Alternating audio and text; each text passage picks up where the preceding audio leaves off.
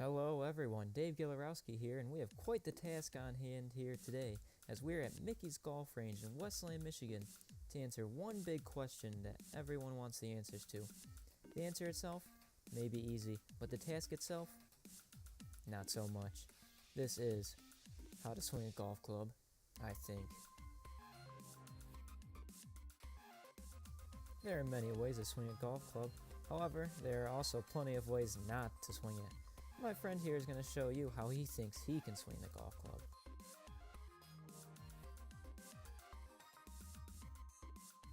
And that, my friends, is definitely not how you swing it.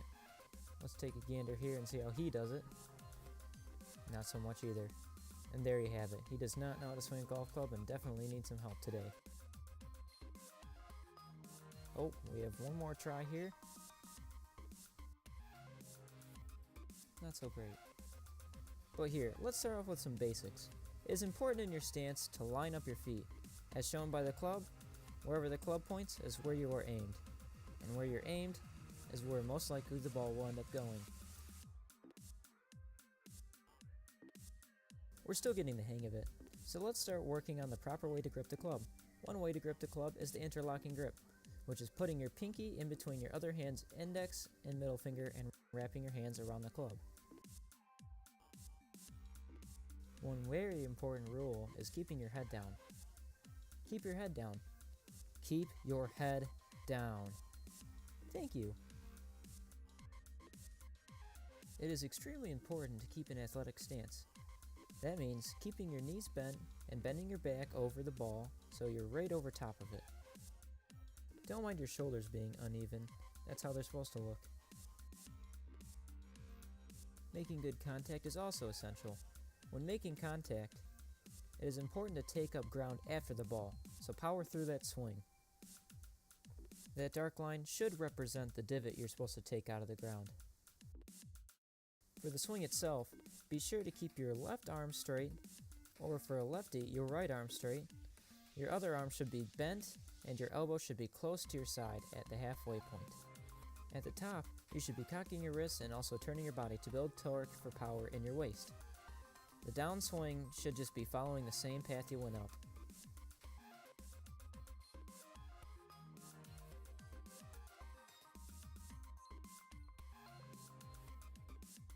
It's looking better, but we should still go over one more thing.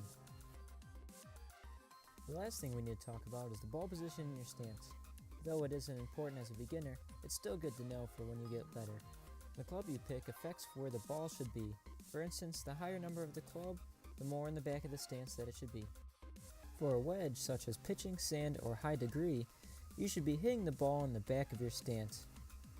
The yellow line that appears should help you line it all up. This is a really good tool for different clubs such as a 60-degree wedge or an even higher degree wedge. For higher irons or even a hybrid iron, it should be closer to the front of your stance, but more closer to the middle.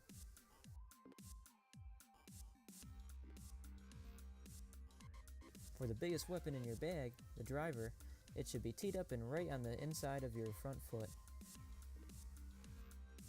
As shown by the yellow line, it is way more far up in your stance than the other couple clubs. Looking better already. Let's take a quick review of everything that we've gone over in this short lesson. Rule number 1, as always, is to keep your head down. In order to hit the ball, you must see the ball first. Rule number 2, aim correctly.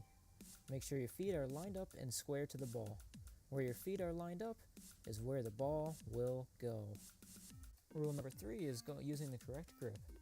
Using the interlocking grip can be a very good thing for some players, or it may make some players feel very uncomfortable. If it makes you uncomfortable, try a baseball bat type grip. I use that in real life. Rule number 4 is practicing form. If you need to do it slowly like we showed, do it. Form makes or breaks a good swing, and only practice makes perfect.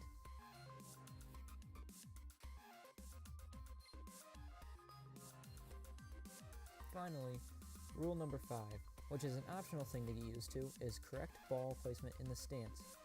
Be wary of the spot of the ball and use it effectively depending on the club.